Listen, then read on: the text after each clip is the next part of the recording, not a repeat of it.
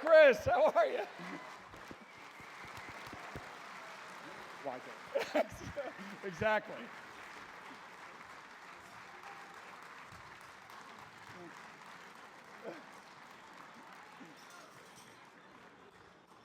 The first shot.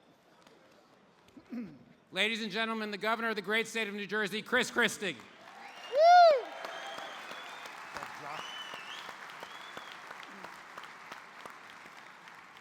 Oh, this ought to be good. You know, Boomer definitely got hit too many times, right? I mean, before I get up here to take shots at him, he takes a shot at me preemptively on the way up on the kitchen joke. Really smart, Boomer. Yes. Good move. Yes. You know, you figured he played in Jersey long enough to get the way it works on that side of the river, but I guess not. Yeah, go get him. Yeah. Like I need to be encouraged.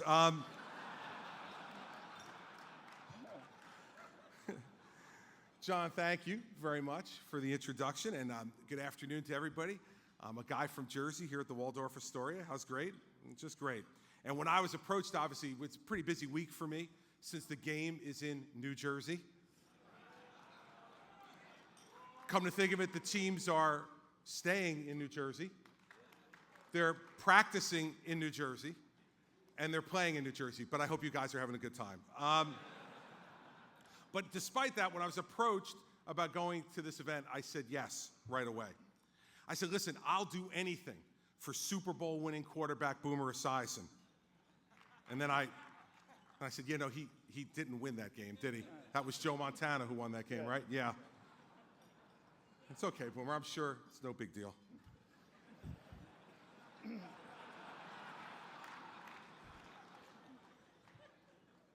Notice Dan Marino's not laughing either over there.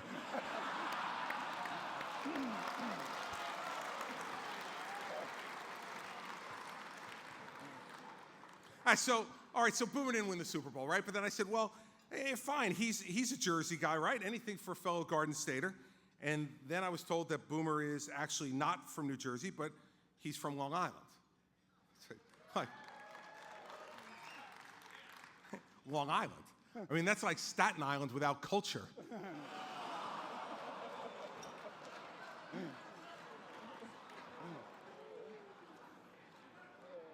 But I listen, to be fair, I go way back with Boomer, way back.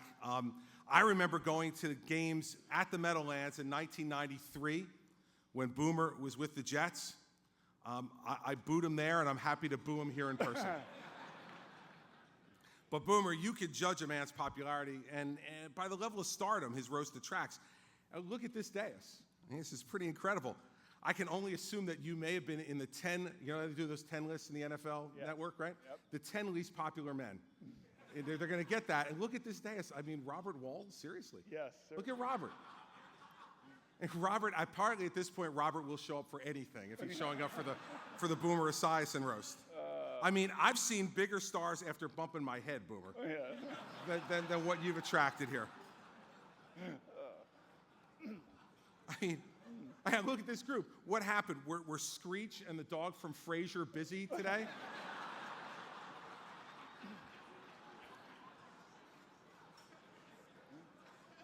But the real reason I'm here today is to tell you all what an honor it is for the state of New Jersey to be hosting this year's game.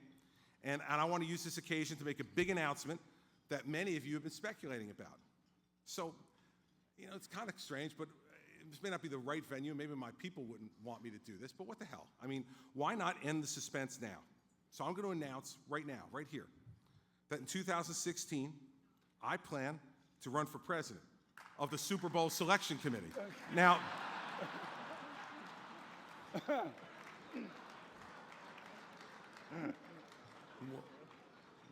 the hell do you think I was talking about? John Tisch has done a fine job, but I think John and I agree it's time for a change, and I'm ready to be that guy. But today is really about a man who wrote a children's book named A Boy Named Boomer. That book, of course, is aimed for kids reading at the level of an Oakland Raiders fan, and Boomer hit it. Hit it right out of the park with that one, Boomer. It was beautiful. It's really, today is about Boomer. That's why all these people are here at the Waldorf Astoria. It's all about Boomer and the great work that he does. And Boomer is one of the 3 greatest quarterbacks in Jets history, which is one of the single saddest things I've ever said in public.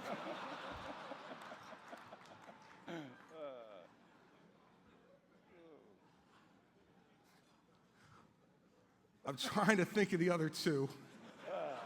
Right, Namath, fine, but then you got... Nothing. Yeah, no, I didn't think he had anything.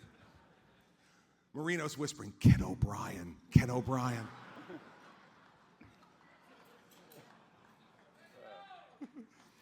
Today's about Boomer, though. A man we roast and honor because, honestly, I'm here because we love Boomer. We really do.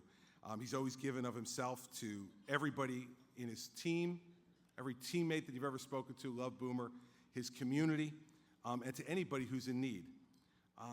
And thanks to Boomer for allowing me to subject him to this part of this. He called it on himself for the kitchen comment, but a portion of the proceeds from today's roast go to 3 wonderful organizations, the Boomer Esiason Foundation, the Friars Foundation, and the New York, New Jersey Snowflake Youth Foundation, which has done some amazing stuff surrounding the Super Bowl all across this region. I've been to a lot of them, the Newark Boys and Girls Club the other day and others.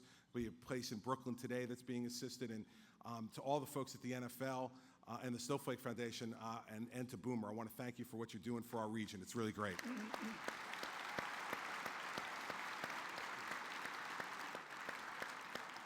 Every dollar that you all have contributed here is going to make a difference in someone's life, which is fitting, because Boomer, with his class and his humor and the example he set as a human being, giving to other people, has made a difference in the lives of so many people all across this country. And so, Boomer, I want to thank you for taking some gentle ribbing from a guy from New Jersey. I tried to go as gently as I possibly could, since I'll be appearing on their program tomorrow morning, Yes, and where he's going to get equal time, I suspect. And they also had me do... When people originally came to me with some ideas about what I should say today, they had me making jokes about Jeff Garlin. And I said to myself, there's no way I'm making jokes about Jeff Garlin. We are like brothers, Garlin and I. And I'm not, I am seriously not making any jokes about Jeff Garlin today, because there'll be other people up here, I'm sure, who will do that. But I will tell you that I feel a real kinship. And Jeff and I have never met until this very moment. But I watch Curb Your Enthusiasm, and I see him trying to handle a completely paranoid, crazy client, and it harkens me back to my time as the governor of New Jersey, trying to deal with a bunch of paranoid, crazy people and make everything run straight. So we're partners, and it's my job now to introduce the guy who I would not make fun of. Ladies and gentlemen, Jeff Garlin. Thanks, man. Nice meeting you. Thank you.